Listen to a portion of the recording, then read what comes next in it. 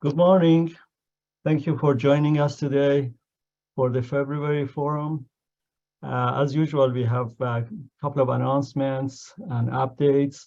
And then please remember that this is your time to ask questions, and hopefully we would be able to, having the experts from the campus around, answer the questions. This is mostly your time. I'm not going to take a whole lot of time. I don't have an update myself, but there are a couple of updates that are coming from different areas. One of them is from accounting. Last time you heard from Francisco and James regarding the transition or migration from Kuali to Oracle. So James, I don't know if you want to say anything before Francisco would start. No, I think Francisco can get us all started this morning with some exciting information to share. I don't know, Francisco, you're gonna make it exciting, right? You have to turn your microphone on, otherwise it won't be exciting.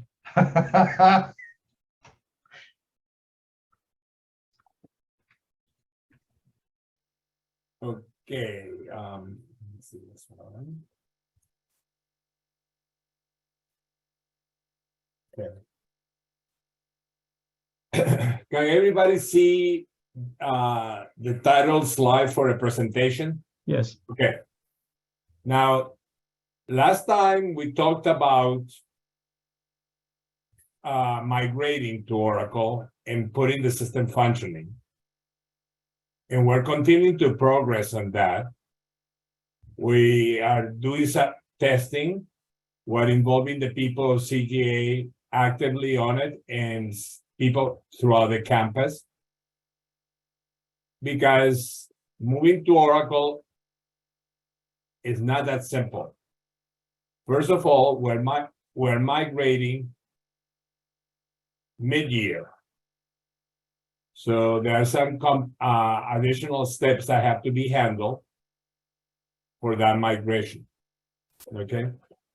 And the purpose of this presentation is not to give you specific dates or tell you how to do things, is to bring up the topic for you to be aware of what's going to happen, and also to get feedback from you of things that we need to do or things that should be taken into account, because we might not be aware of all the requirements that the departments might have.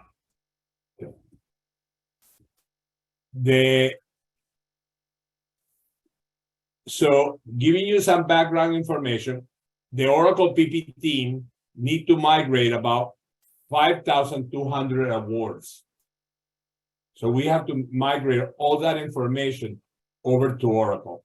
Hey, Francisco, what Yes. is you said the Oracle PPM team? What does PPM mean? Is portfolio project management.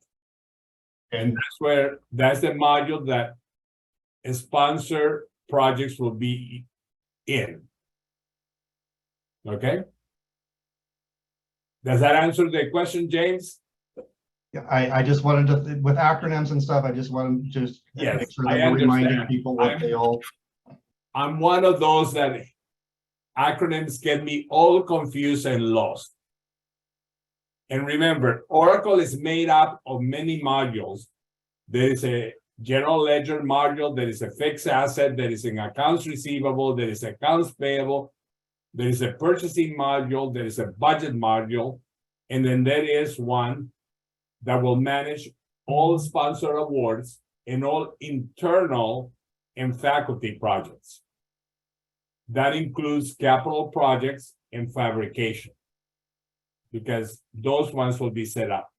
So at the start, we'll have to migrate 5,200 awards approximately. The Oracle PPM team will also need to migrate 12,000 expense accounts and convert them to projects. Because as we talked last time, expense accounts become projects now. Okay. and the Oracle PPM team need to create the cost share projects associated to the awards. Also, all the capital projects that are associated with sponsored awards and the fabrication projects. Financial data, the team will have to migrate the budget for each project. We'll have to migrate all the costs for the projects. And it's not just the current cost, it will be the cost from the beginning of the award. So it's a little more complex, the process. And also associated with that, there is a change to the chart of accounts. So it's not a direct mapping. It's a little more complex than that. And we'll need to migrate all the fully or partially unpaid invoices associated to the sponsored projects. Okay. Now, this is not a job that can be done overnight. And due to that, there will be a time where we have to stop Kuali and start migrating the information to Oracle. And then get it all ready for it. But to get it ready, we need to verify that the data in Kuali of all the active awards is migrated to Oracle. So it's not only migrating the data, it's actually verifying that all the awards have been set up, that all the projects have been established.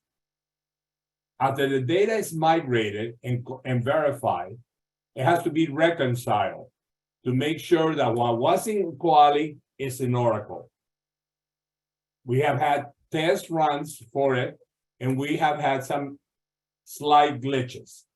Usually it has gone pretty smooth, but the reconciliation will take about 2 weeks at minimum. The reconciliation needs to make sure that the data, both financial and non-financial, is complete and was set up correctly in Oracle. Example, expenses that have already billed should be correctly identified as such in Oracle. Because if not, Oracle will invoice them again. Projects are associated with a correct award, which is one of the glitches that we had recently. We tested the migration and then suddenly noted that in one case, the projects were not associated to the correct award. Okay. And this process has to be realized in the minimum time and completed tentatively right now by January 2nd, 2024. Because the expected go live date is January 3rd, 2024. Okay. So basically, I have told you that we are going to have a period of time where Kuali will not process more data, and it will be eventually processed in Oracle. So new awards and amendments after a date to be defined shortly and approved by the governance board will not be processed in Kuali. So if SPO processes an award, let's say in December 22nd, by that time we'll be migrating, and that award will not be set up in Kuali. It will be set up in Oracle. And as I stated, these documents will be processed in Oracle once the system goes live. The last invoice in Kuali will be for expenses that post in the month of November 2023. The next invoice will be processed in Oracle and will be for December expenses, which according to our estimates, will occur in January or early February. So also from the standpoint of view of the sponsor, they might not be getting the invoices exactly when they expect it. There'll be a delay. Okay. What are some of the things that we are planning to do? and are under discussion, and there can be more added to it. A communication coordinated by contracts and grants accounting will be sent to all sponsors informing that UCD is migrating to a new system. And the format of invoices and supporting documentation will be different.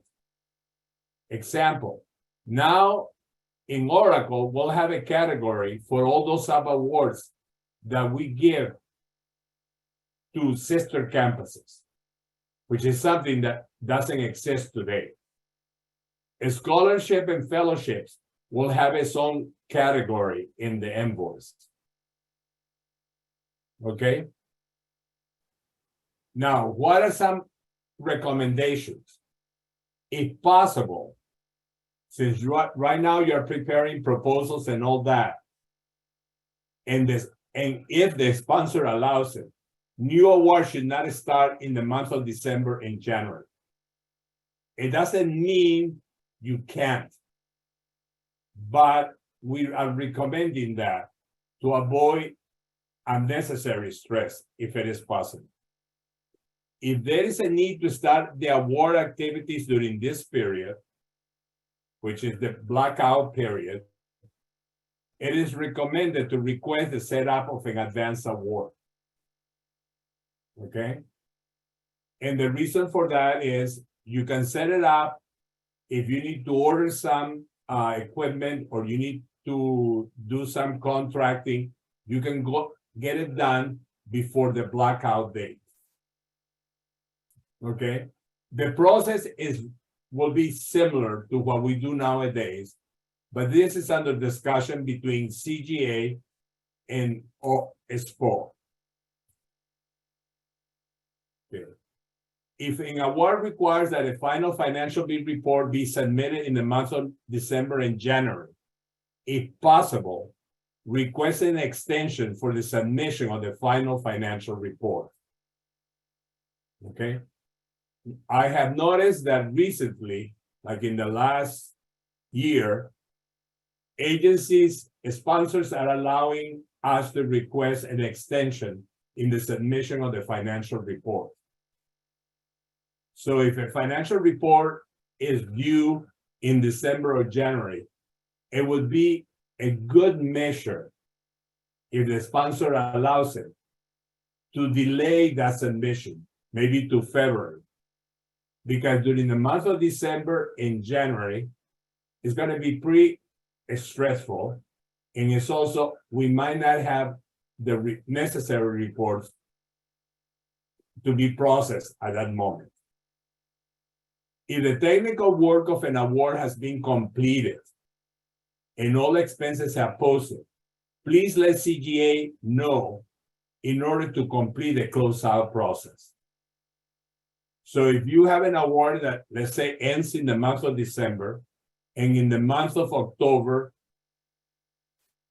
all the technical work has been done and all the expenses are posted, it would be to mutual advantage from the department and from CGA to close this award, because it would be one less award that we need to migrate. Okay? And basically, that's the presentation. Like I said, it was not a detail. It was just highlights of things that you should be aware of that are going to be coming. And the reason we're doing it so far in advance is because you're doing amendments now. You're doing proposals. And in some agency, like if you're going to ask for a no-cost extension and the award ends in November, sometimes you have to request that no-cost extension at least 90 days in advance. So we want to let you all know that some things have to be started to be considered in those amendments and proposals, and if possible, to go ahead and do that. Any questions? Francisco, there are a few questions in the chat. Do you want me to read those? Or Yes, could you please help me out with that? I'll let you answer, but no, you can answer them if you know. that way we're partnering here in this process. Yes. Okay. Okay, Pamela asked, it's back to the communication to sponsors that you mentioned. We're going to be letting sponsors know what's kind of in the pipeline. Pamela asked, will a similar communication be sent to subrecipients, consultants, etc.? Correct. Is that, and I'm sorry, it's an omission on my part. We're just Thank you clarifying. for Yep. pointing it out. Yes, a communication also has to go to all the sub-awardees Okay. and consultants that we contract. And what are we working on as far as communicating with faculty? Okay, James and I are working with the academic liaison, which is Emily Sampson Smith, in preparing that documentation that is not only for the PIs, but also will be for the departments. Okay, but that needs to that takes some time, and it needs to go through certain checkpoints. So that is the reason why I decided that was necessary to kind of give you a heads up, because sometimes things get a little delayed. Good. Did that answer your question, ma'am? I think that was Gwen's question there for regarding faculty. I think that answered that one. Lori wants to know if, going back to the notifications, if notices will go out to clinical trial sponsors in which the department, not CGA, does the invoicing. And it's sponsor format invoice. Okay. Those invoicing can continue without any problem, but they will only be reflected in Oracle during the blackout period once Oracle goes live. Okay, because in the case of clinical trial, it's understood the invoicing is done by the department and submitted by the department. Okay. And I think what Lori's just trying to confirm or clarify is that we will not be telling, you know, our trial sponsors to expect these new invoices. It won't be part of the mass communication that says, here's our new format. We'll carve that out. Yeah, we'll carve that out. Yeah, Lori, is that what you were trying to get to? I don't, I'm sure I see you, but okay, I think that was updates posted on the website or sent out. I mean, these, Perry, do you want to, Ronaldo asked, are these updates posted on a website or sent out via email? Yes, this slide deck will be added to our website. I'll put the link in the chat in a moment, and it's under the forums tab. And we don't normally send them out, but we can if there's enough requests for it. Barry, I will send you the new presentation, because there were some tweaks that I received this morning. Okay. At 8 o'clock. So I added a few keywords somewhere. Okay. Okay. Yep. Okay. Next question, James. Okay, Kathleen is asking if there is any type of financial report due, not just a final due in December or January, should the sponsor and sub-awardee communication happen? Correct. That should happen too. Okay. We should communicate with them that there might be some delay, and could they please allow us to submit it a little bit late? Okay. Usually that happens with like NOAA, which is very strict with their financial reporting. And what they'll do is that they will block us from drawing funds. Okay. So there are some tricky agencies that we need to communicate with. Okay. Okay, it looks like that's the end of the questions that are coming in on this. Okay. So if you have any more questions or you have any more things that we should take into account, you can send an email to James or I, and we'll either respond or incorporate it in our plans. Thank you for your time. Thank you very much, Francisco. So I guess, I don't know, was it exciting or not exciting? What was discussed? Hopefully it was. I'm hearing a lot of good things about this new system. So hopefully things would become much easier in some ways and more streamlined for accounting departments and so on and so forth. These are really state-of-the-art programs right now.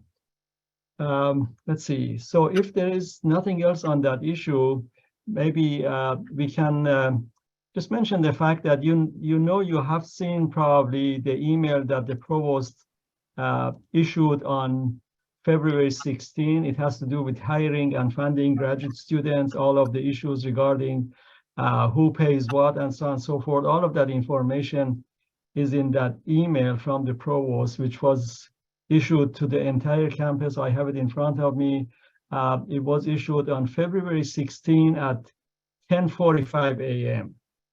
It talks about what's the expectation of who would come up with the funds to pay for these increases. So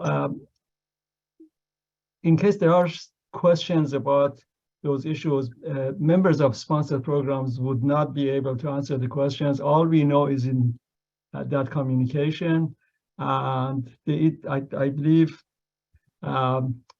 the campus is working on the issue of answering questions as they come up. Our associate vice chancellor that I report to, Denise, is here.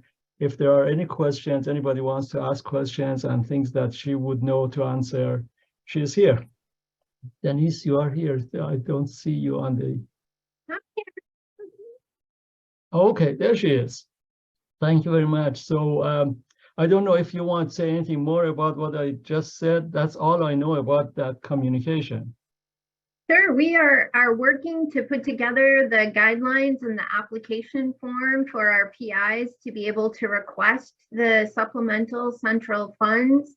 Our goal is to get this information out in the next week or two, and it'll be posted on the website that's linked in the letter as soon as it is available, and we'll include examples as well as FAQs, but I'm happy to answer any questions that you have now.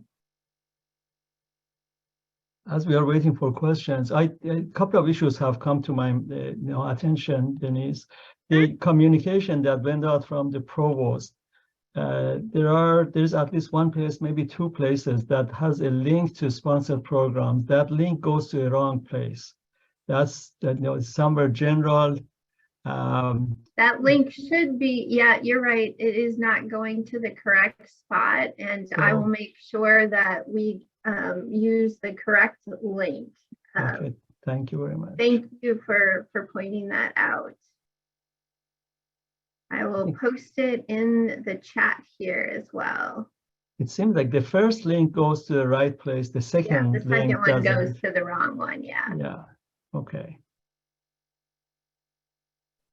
So any questions? I don't know if Perry, you want to look at the chat if questions come in. I'm monitoring the chat and I don't see anything yet.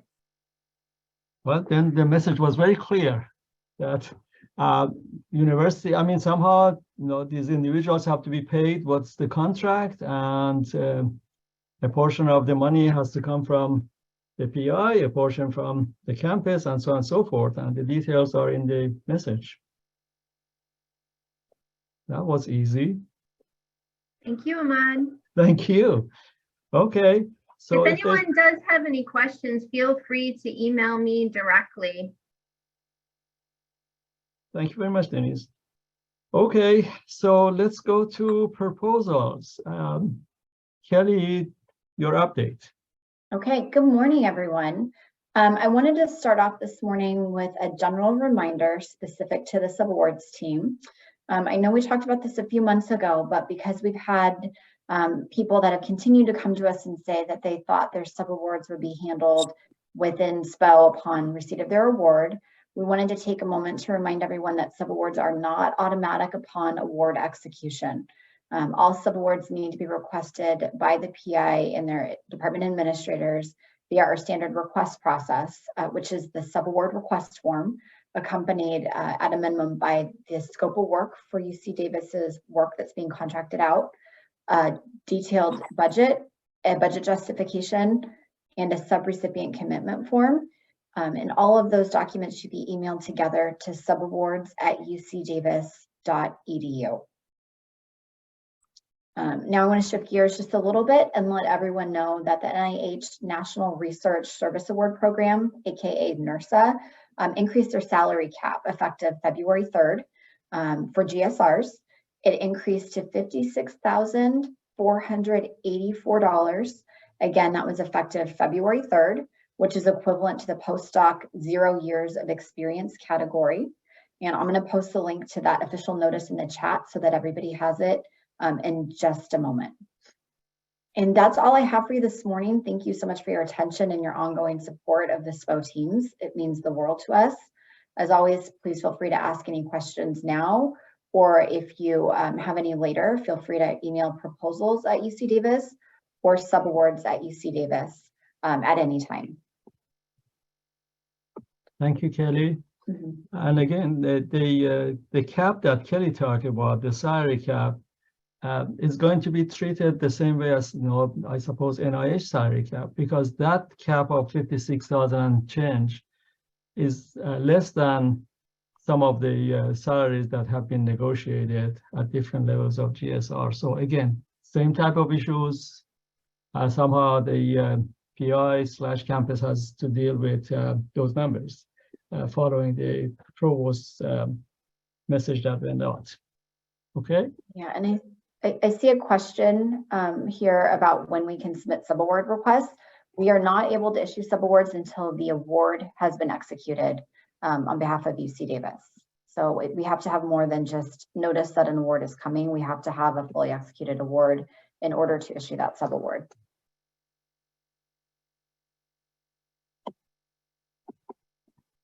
Okay.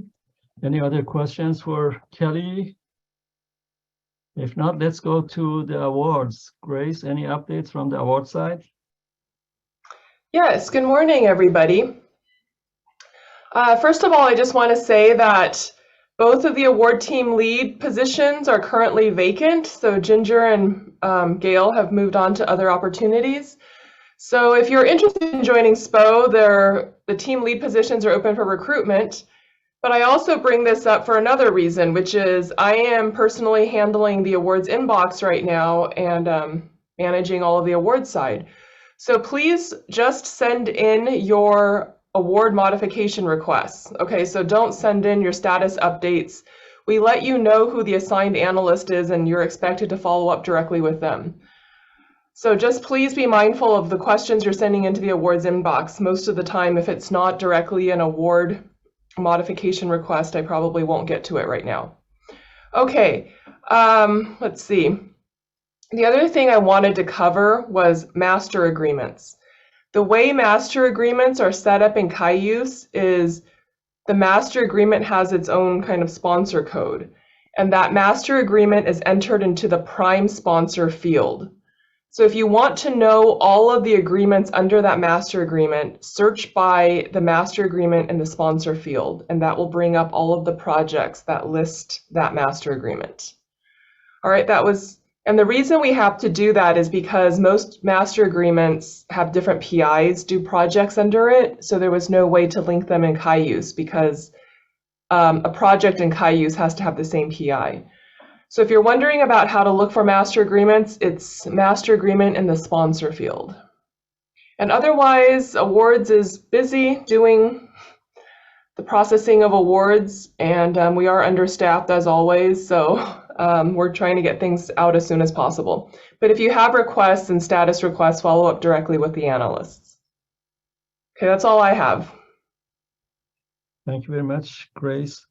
As Grace said, yeah, she said that we are understaffed as usual. This is actually worse than usual because in the awards, as she said, we have 3-4 vacancies out of the 10 plus people. So please note that, and I know in some ways expect that things are not going to move as fast as might be expected. It's just that's how it is. We don't have enough people to work on the projects, and we are opening the positions, and that's where we are. We are in it together. I don't have anything else on my list. Is there any questions from anywhere for any of us? Well, I want to share about an upcoming class we have. Go ahead. So the Sponsored Programs Office has developed a new class, and it's going to be offered on March 16th, and it's called the Awards Lab. And so what we're trying to do is we've moved a lot of our classes to online e-courses where you get all the content, and we're hoping to transition our instructor-led classes more into applying the content that you've learned. So the Awards Lab is going to put into practice the topics covered in both understanding the awards process and another class called Cayuse SP Awards and Post-Award Actions. So if you join us on March 16th from 9 to 12, the class is going to be a hands-on exploration of that content, and you'll get some good practice applying it. I'll put the link to the class in the chat.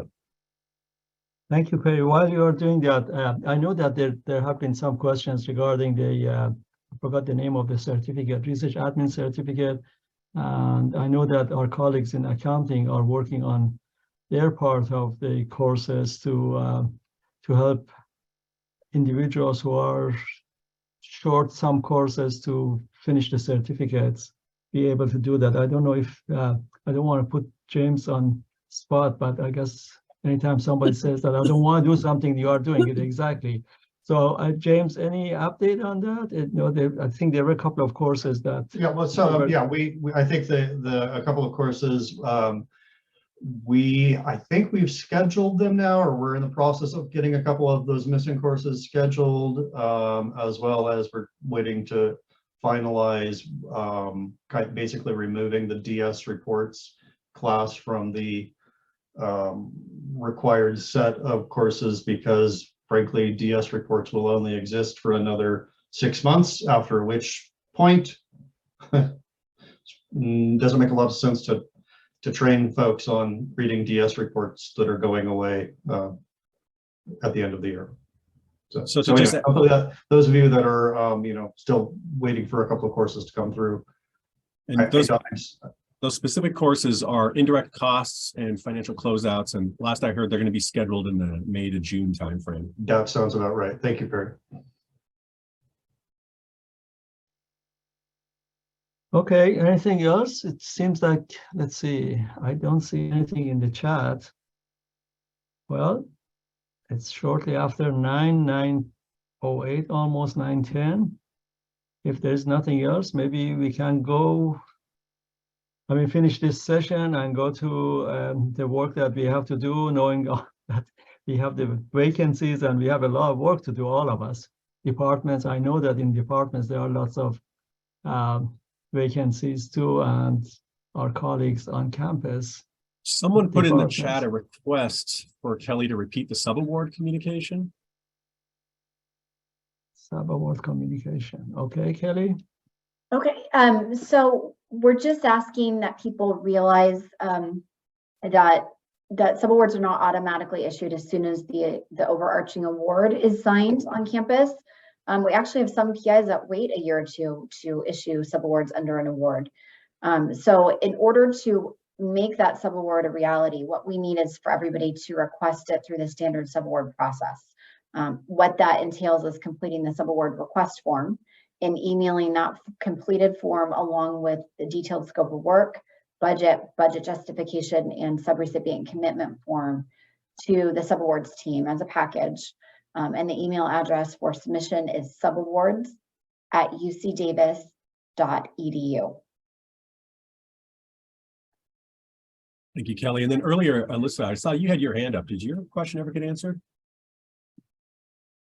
I didn't actually have a question. I just, back when Ahmad was talking about the new grad student contracts and all of that, I just wanted to mention that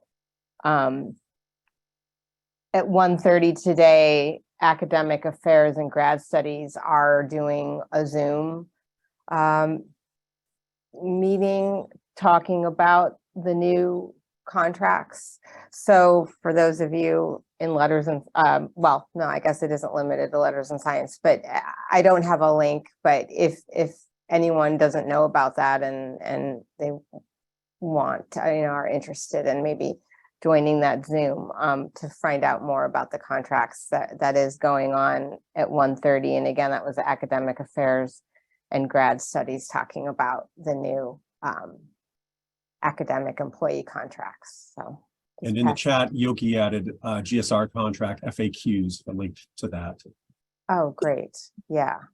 Yes. Yeah, that was it. Thanks, Alyssa. Thank you very much, and thank you, Yoki. Okay, anything else? See, we learn from each other when you share information. Thank you, Alyssa.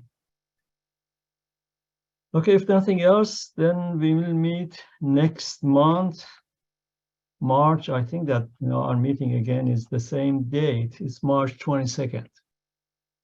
Have a nice rest of the day. Take care. Bye-bye. Thank you. I'm keeping the chat open in case folks want to write down the information that was just added. Save it. Looks like there's information about the 1:30 meeting this afternoon.